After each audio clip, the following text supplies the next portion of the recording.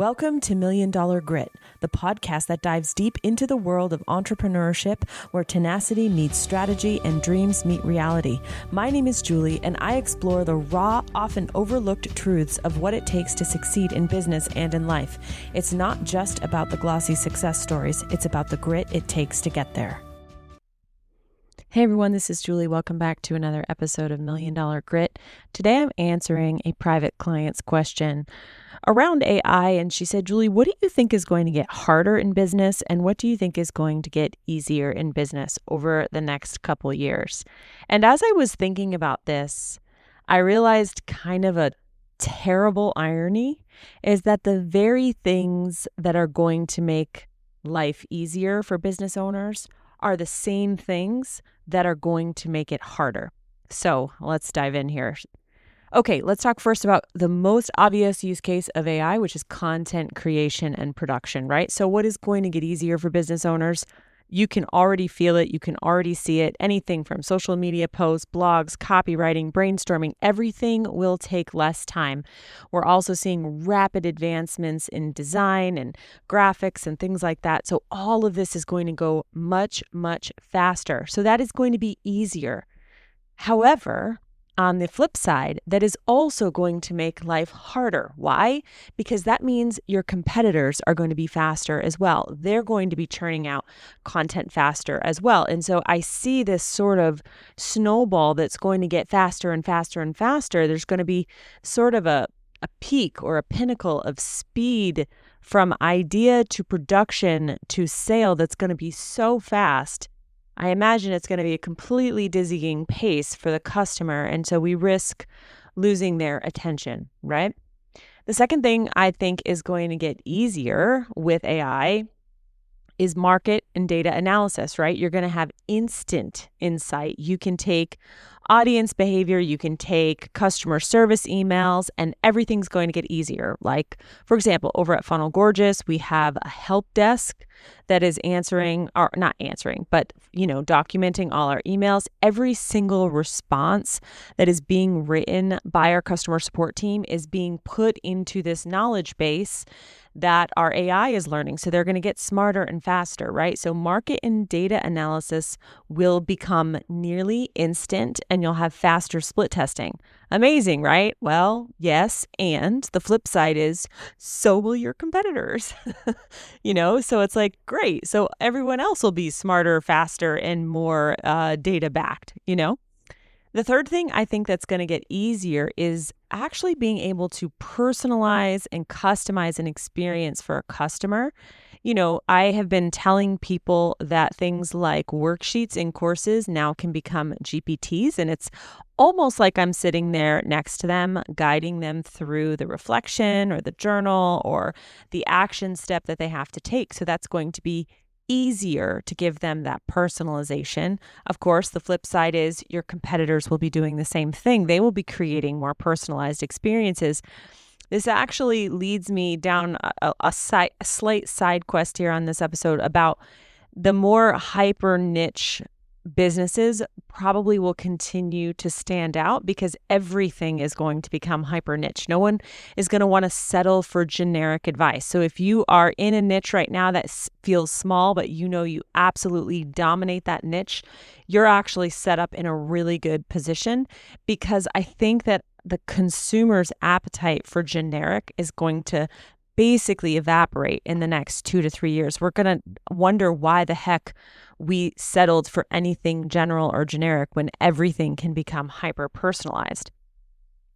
Another thing that's going to get easier is hiring and automation and routine tasks. And what I mean by hiring is that you're not going to have to hire as much. You're going to be able to get AI agents to do things like scheduling, invoicing, customer support, answering the phones, all of that sort of stuff. And so that's going to make things easier. It's going to make your profit margin go up. The downside, of course, is that your competitors will be doing the same thing, making it easier for them to have more profit, which maybe they can turn around and invest in advertising.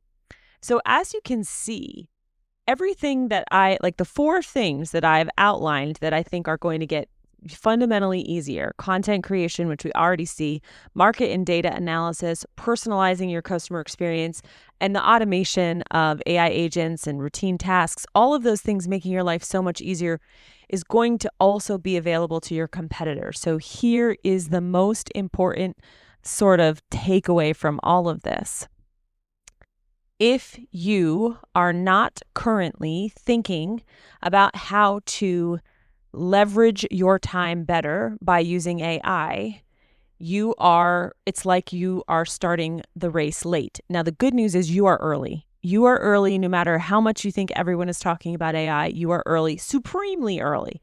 So don't panic if you haven't even thought about AI until this moment in this episode right now, because you have plenty of time. But that's not going to be the case forever, because competitors will catch up and the market will catch up.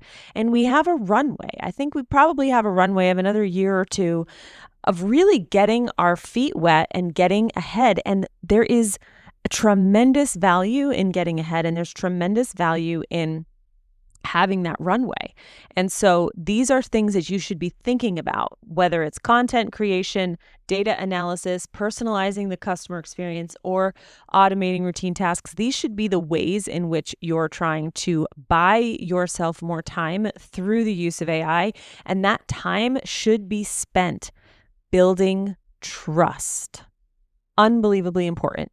Use that time to build trust, because what is going to definitely get harder, and I don't have like an easier flip side here, what is definitely going to get harder is trust. Trust and authenticity, and being sure that you are who you say you are, that you are capable, that you are qualified, especially when AI can churn out things that are almost as good as an expert. And so trust is a very, very important thing. And so you need as much time as possible to build that trust with your audience. So if you don't have an audience, you should be building one. And if that audience doesn't know you so well, you should be getting out from behind your computer and getting in front of them, because that is the most important currency that you have. And I think that that is just squarely in the bucket of getting harder. And so that little side quest I went on before about being hyper niche, it's actually easier to build trust on a smaller scale than it is to build trust on a larger scale, right? And so if you go to a specialist at the doctor's office and they are a specialist in, let's say, the kidneys, and they're like, I know everything there is to know about kidney health and function, you're going to trust them about kidneys far more than you're going to trust a general physician, right? Because they have to know everything. And so you are incentivized, I think, in this future market being hyper niche. So that is something that I think you should spend your time on. Now, I wanted to just think a little bit about courses and coaching, and specifically around those two types of containers, since most of my audience does one or both.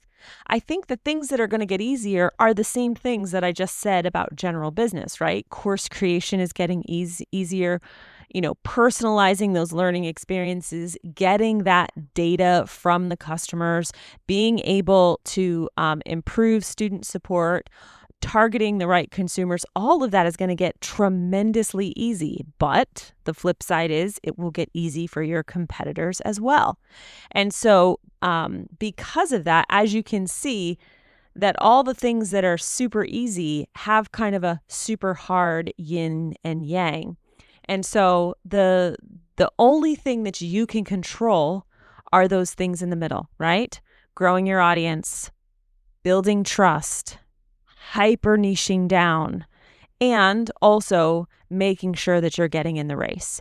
And I think what's going to happen is as things move on, now, I don't know that I believe the sort of rosy, positive polys about AI making it so that we're all going to have, universal basic income. We're not going to have to work. We're just going to pursue creative endeavors. Like, I really don't think that's going to happen. I think that human nature is going to get real involved in that utopia vision. But it is possible that we will have more time on our hands because things will get more automated. And if you think about, back during, the 1800s, before the Industrial Revolution, laundry took 6 hours or 3 days. They had to spend a lot of their time, harvesting food and preparing for the winter. And then as the modern conveniences started to take those jobs away and time became more ample, we started to see the development of other fields.